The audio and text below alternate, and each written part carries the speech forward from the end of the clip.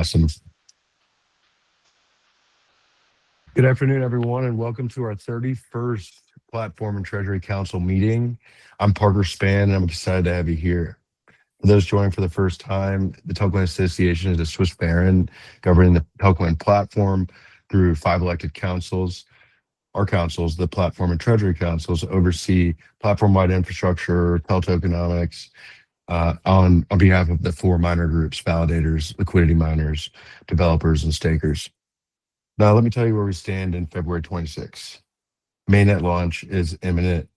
MNO validator nodes are being prepared for installation.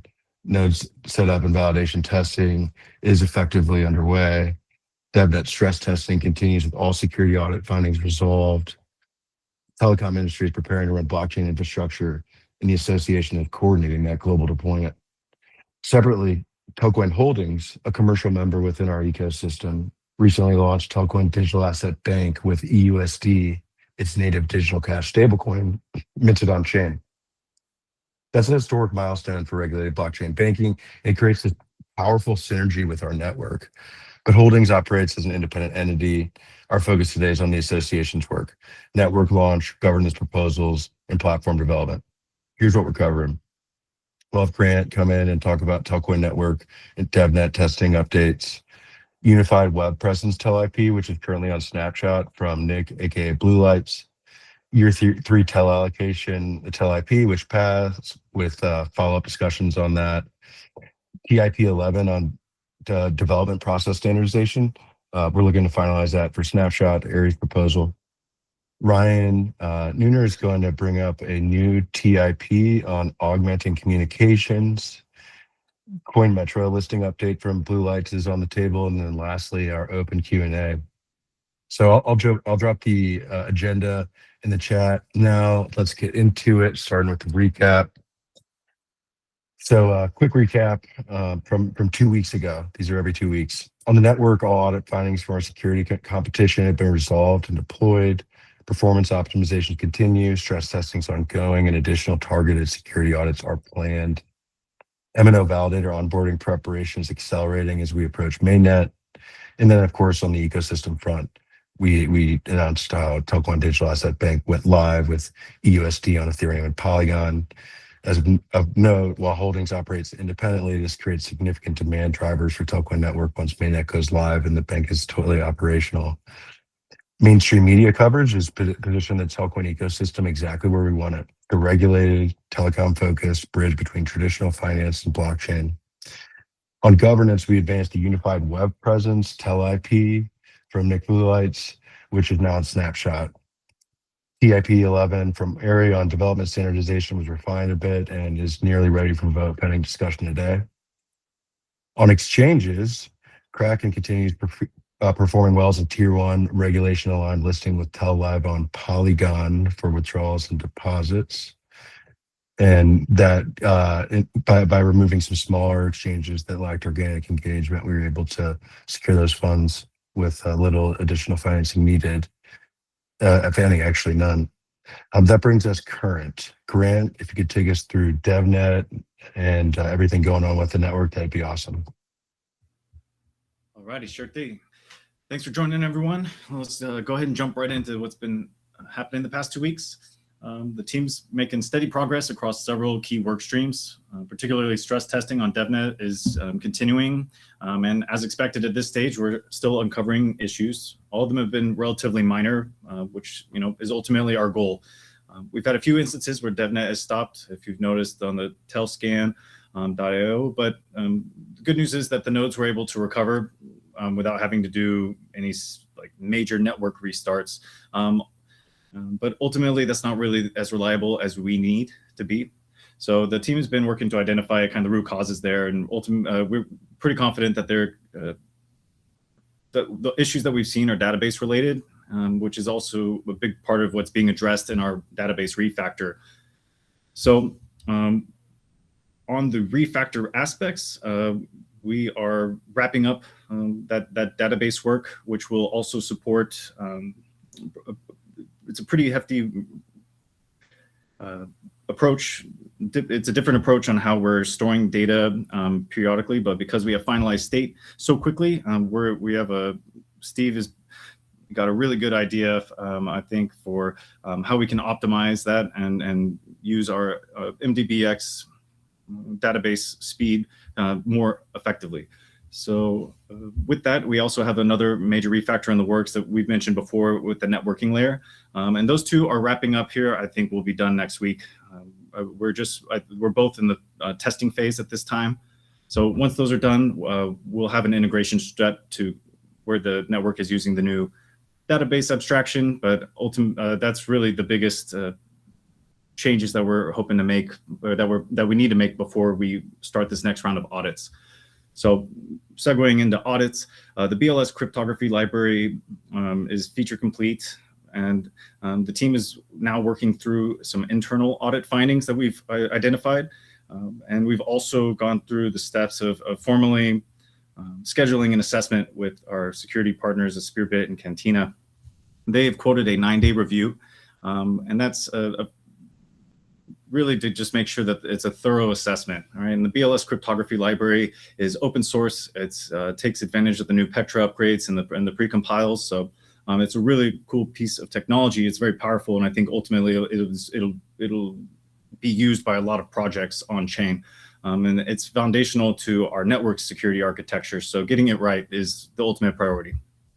So with the open source note, I do want to highlight that mentioned last time, but there is an open source community member who is making some significant contributions, and we're just really excited to have that community support and participation. So, the 10 Guide to Taxes contributed to faster compilation times, improved CI for automated testing on pull requests. He's expanded some of our custom RPC methods, updated our metrics. So these are all really big steps towards production hardening the protocol and launching testnet in a way that's ready for the GSMA to adopt. And that's exactly the kind of community involvement that strengthens our project. So we've actually shifted some of our near-term priorities so that we could better support and reduce friction for these types of open source contributions, including improved documentation and tooling and onboarding. So it's kind of like slowing down briefly so that we can get into the fast lane. And I'm confident it's going to be a worthwhile investment. And the 10 Guide contributor continues to show interest. And if you are interested, we do have other smaller issues that are available. And we would always interested to hear more from the community. If you are interested in getting your hands dirty and looking at some protocol code. Finally, on the bridging front, I think that we're making some big steps forward there and finalizing a plan to implement fully with a testnet bridge. And once we do that, it'll be a clear path forward for integrating for Mainnet. So that's all I wanted to say on bridging. And then finally, with the security assessment planning, we've identified 5 major areas that require thorough security assessments before we can launch Mainnet. And we have fully scoped out 4 of those. Ultimately, the quotes have been a little bit longer than we anticipated. There's 2, particularly with the networking layer and the execution layer, that are looking at 3.5 weeks, which is longer than our initial estimate of about 2 weeks. But that is critical infrastructure, and we're not the ones who decide really how much time the security researchers need to thoroughly assess our code. So with that, we'll also be looking at the BLS library and some of the cryptography management for BLS keys, and then we'll also be reviewing a final pass-through for the core consensus registry contracts on TN contracts. So yeah, all this to say, we're being very thorough and methodical with our security, and that is about to kick off here very soon. These assessments take time and they take resources, but they're really non-negotiable for a project of this scope and ambition. So we'll continue to share updates on this, and as the assessments get scheduled and completed. As always, the roadmap website is your best source of truth for our detailed progress tracking. Thank you again to Blue Lights and BZ for their huge help on maintaining that for the community. I'm really happy and excited to see that. We appreciate everybody else's patience as we continue to work through this stuff. And yeah, I appreciate all the support. And at this time, I will happy to answer any questions.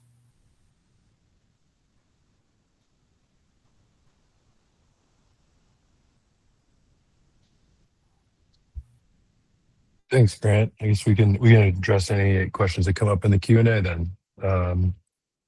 Blue Lights, will you walk us through the Unified Web Presence TELIP status? Yeah, for sure. Thanks, Parker. Thanks, Grant, as well. And just a quick note, we will be pushing an update to the roadmap site later. We were just waiting to do it after this meeting, but yeah, it's all ready to go. So community can check it in a bit. But yeah, so the Unified Web Presence, we have completed the proposal, snapshots done, Treasury's passed, compliance didn't have any issues. So the good news is we are all geared to go. We're not messing around either. We are going to be kicking off the meeting, internal meeting tomorrow to get the ball rolling with the aim, obviously, to align this with Mainnet launch as well, hence why we're kind of tackling it now. So yeah, we're going to be kicking off the first initial part of the proposal, which is the research side. This is really important. It's going to be a 4-week kind of workshop with the company. We're going to be basically planning out everything, trying to work out strategies of how we want things. They're going to help us with everything. We're going to be unifying the whole entire web presence from all of the fragmented websites at the minute. So the telcoin.org, the telex.network, the roadmap site, the telcoin.network, all of it is going to be consolidated and laid out in a very thoughtful, careful way that's going to be easily understandable and readable to the different demographic that are going to be approaching the project, whether you're an MNO, you're just a general user, partner, whatever area you come into, a developer that want to build on the Telcoin network. We're going to concentrate heavily on the developer side as well to make sure that you've got all the tools you need if you want to start building awesome projects and take use of the great L1 that's coming out soon. So overall, yeah, it's just all we're not wasting any time. I'm staying on top of everything and making sure that we progress, but we do it correctly. We get everything done that's right, that everybody agrees to. So yeah, the good news is that we're kicking that off tomorrow, and we'll continuously report back in these meetings as we go forward. So it's going to kick off with a 4-week kind of session. So I mean, in 2 weeks' time, we can probably provide an update on how we're getting on. With the goal at the end of the 4th week, the council and the association will have a clickable prototype that we can go through. And then after that, if everything is good, we move on to the building phase. And that will hopefully align with Mainnet launch. We want to make sure that we've got all this done and dusted and everything aligns perfectly with the network. But that's kind of where we are on it. Thanks, Blue Lights. Appreciate it. Now on to and we can do questions at the end for each of these just to make it efficient. Now on to TELIP year 3, allocation for Mainnet launch, establishing the Telecom blockchain standard, written by yours truly. This TELIP passed, establishing our year 3 allocation framework, heading into the most important event in our history, Mainnet. Thank you to everyone who participated in discussions surrounding this, as well as, of course, your local council members in the vote. I know there were some questions about whether we need to revisit the allocation given token price movements, which of course tokens are all down today, and we'll see how that goes. But generally, this is a pretty crazy event. But let me address that directly. So the allocation framework was designed to balance sustainability and to achieve our budget. Not as much for short-term price fluctuations. However, we did, of course, have a sort of floor level that we establish for TEL.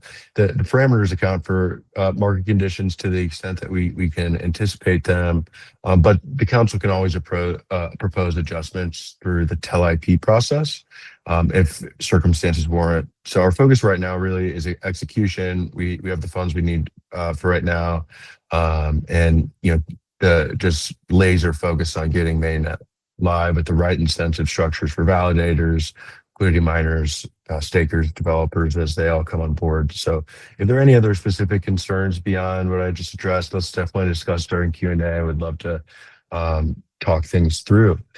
And so now we have, moving on, now we have TIP 11, establishing a standardized process for development tasks and assignment to TAO resources.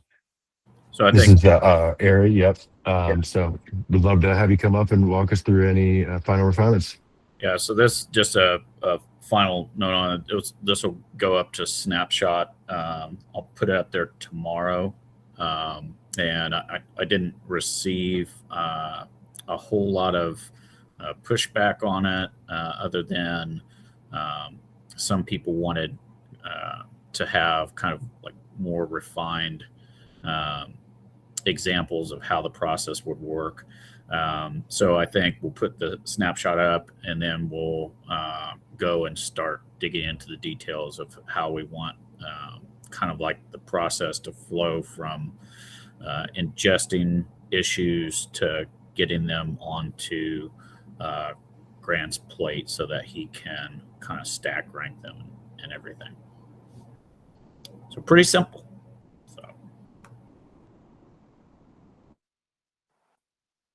Anyone have input or questions for Ari on this as we're going to snapshot tomorrow?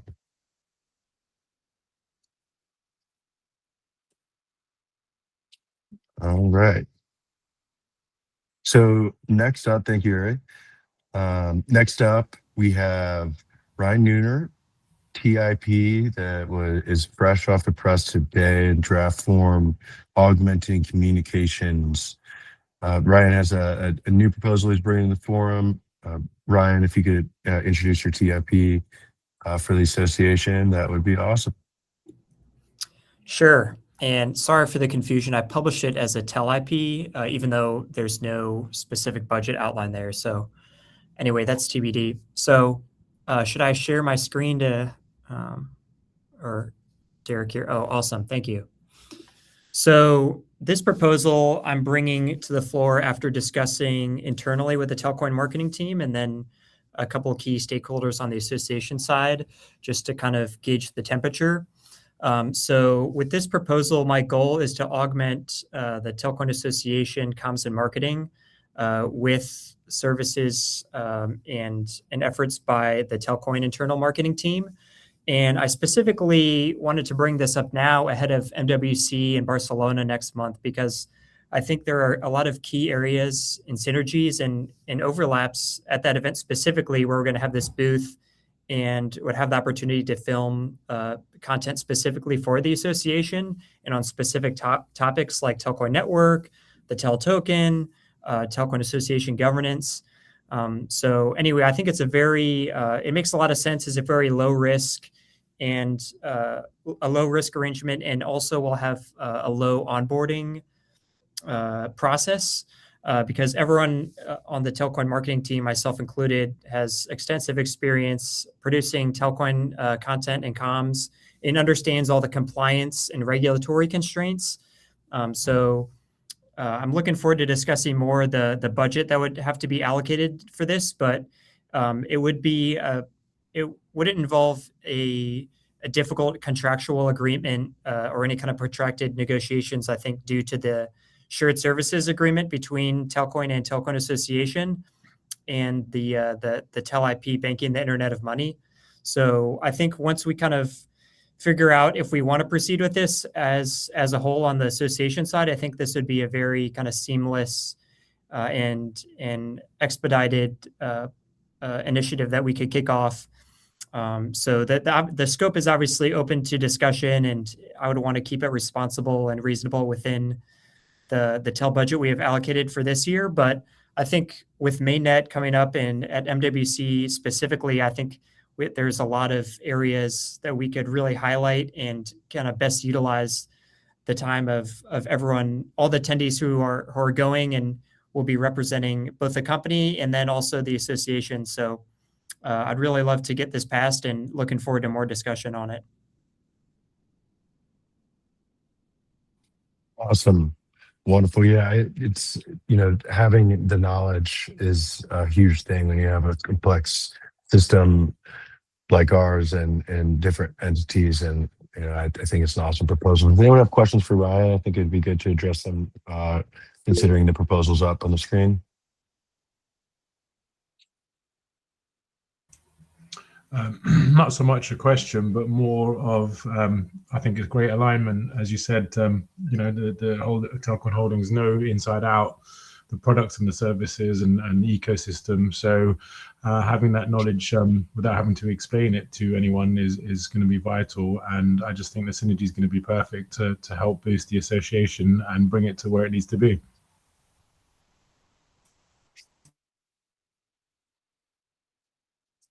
All right. Thanks, Blue Lights and Ryan. Yeah, thanks, DZ, do we Parker. have anything else for Ryan, or? It's like we're good. Awesome. Yeah, thanks, Ryan. It's good stuff. Definitely Yeah, thanks, guys. a very pragmatic approach to filling in some really critical gaps as we go to market with everything that we've been talking about and building for years. Now we have listing updates. The Coinmetro Golden Snitch. Oh, that has been a very long process.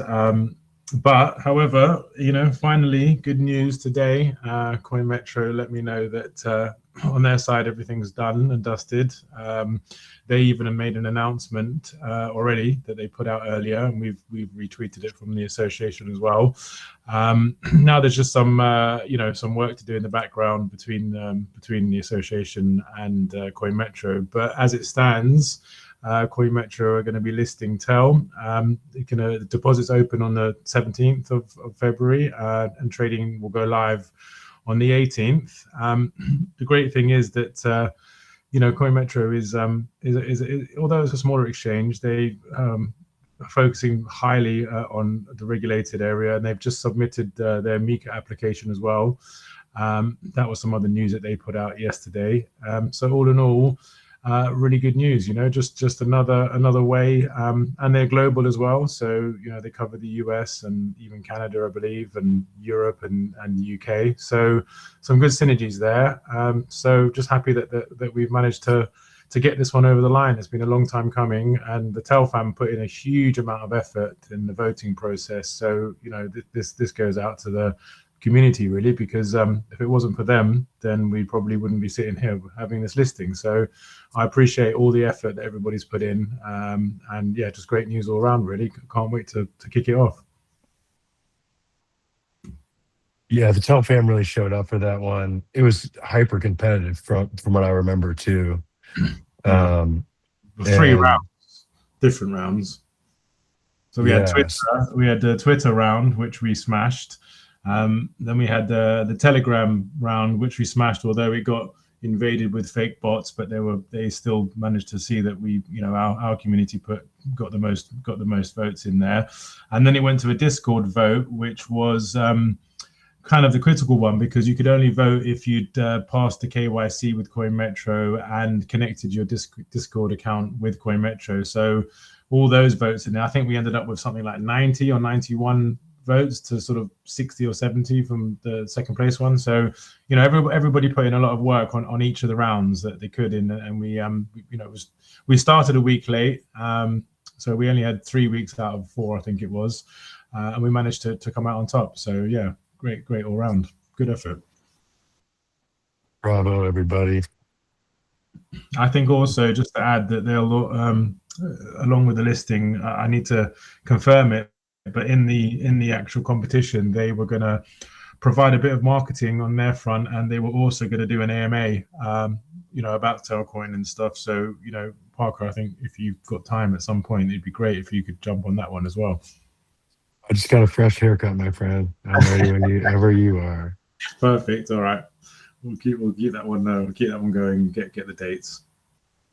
Yeah, and it seems like they're a pretty legit exchange based on everything that you've said, and that there's at least 84 users that are Telcoiners, Yeah. which is fun. So let's see here. I think it's time for open Q&A, everybody. Does BZ, do you have anything from our friends on the interwebs? No, other than Charlie asking for a clarification on what imminent means for mainnet launch, but no, nothing else right now. Yes, If there are any other some- questions, guys, please ask. But yeah, go ahead, Parker. Yeah, imminent is difficult to calculate precisely, but it means forthcoming, upcoming, soon. So it's in this business, which I've been in for, I guess, over a decade now. When you're building this type of tech, it's impossible to say the exact date. I think if you rewind the tape and listen to Grant's walkthrough of the network status and the current milestones that are coming up, then you'll have a pretty solid idea. And Grant, I don't know if you wanted to jump in on this at all, but Yeah, I think the light is at the end of the tunnel, so it's pretty exciting. I think these last two outstanding PRs that we're just in the process of testing.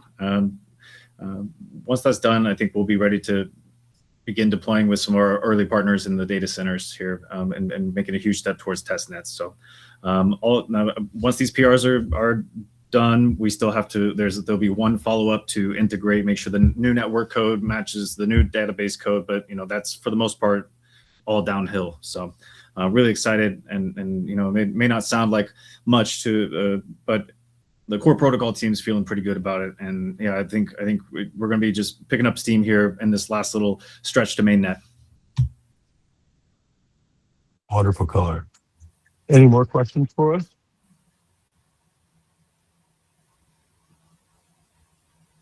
Not any right now. Ty's got his hand up, but not needing to stream yet. Oh, Ty, please. Yeah, hi guys. I'd just like to mention this topic of stablecoin lookalikes that may or may not appear with in particular, the EUSD token name. Somebody on the stream said, "Oh, I see, we've got EUSD now on Base and Solana," and obviously from the Telex Council's point of view, it's good to keep abreast of what we may need to provide liquidity on in the future. And so I thought, oh, Solana, I haven't heard about that one. So I started looking into the contract address, and it looks a little bit dodgy. So I don't know if it's a valid Telcoin Holdings stablecoin appearance of the EUSD, or if somebody's just minted 3 million EUSD on Solana and it's out there. So that then got me thinking, how do we control, and I know it's not the associations, but we are all connected under the one umbrella, as it were. So how do we control copywriting the EXYZ type branding, and is there any way of controlling it? Is there any way of validating what's a valid EXYZ coin as opposed to just another token on the web? So yeah, it's just that general feeling of confusion that I've got at the moment. So I just wanted to throw it out there and see if anybody else has any comments to make on the topic. Yeah, I would say that wouldn't interact with any contracts that haven't been formally announced by Telcoin Holdings from their account. That's probably the most important part. And then as far as the copyright stuff, I mean, the contract itself for each of the stable coins will always, it'll be a specific contract for that that is denoted within on the block explorers and within the various coin geckos of the world, and wouldn't interact with anything other than that. Yeah, I'd have to get back to you on the specific trademark and everything that we have related to the ticker.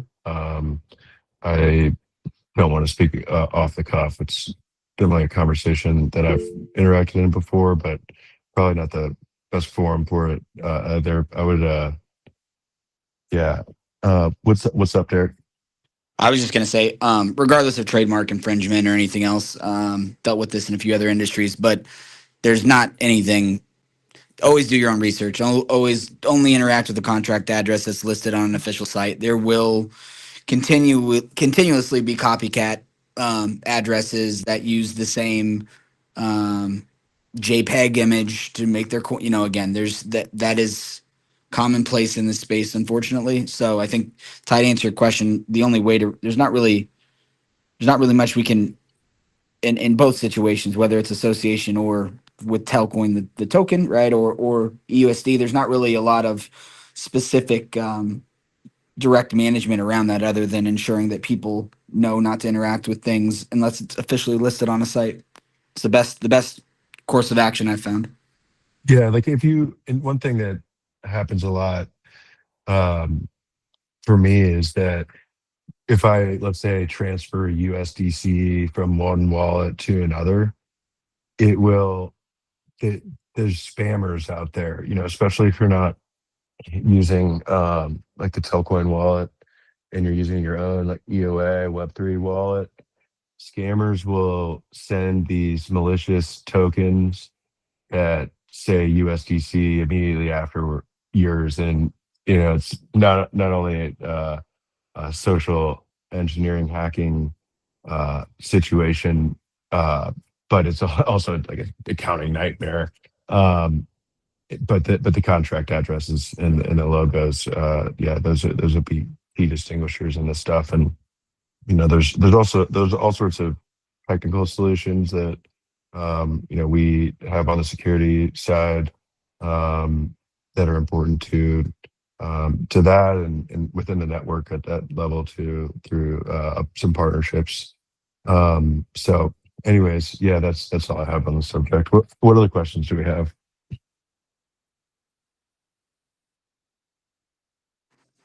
No other specific questions, other when someone's asked if we were going to make it.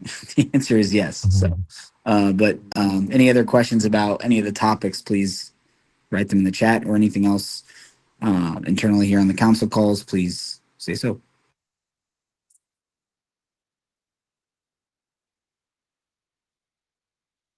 All right. Well, thank you everybody for joining us on the 31st Platform and Treasury Council meeting. The next meetings are February 19th, March 5th, and March 19th. 2026 is the year of Telcoin. Mainnet is coming. M&O validators are setting up. The Telecom blockchain standard is becoming reality with TEL at the center of that. I'll see you in 2 weeks. Thanks.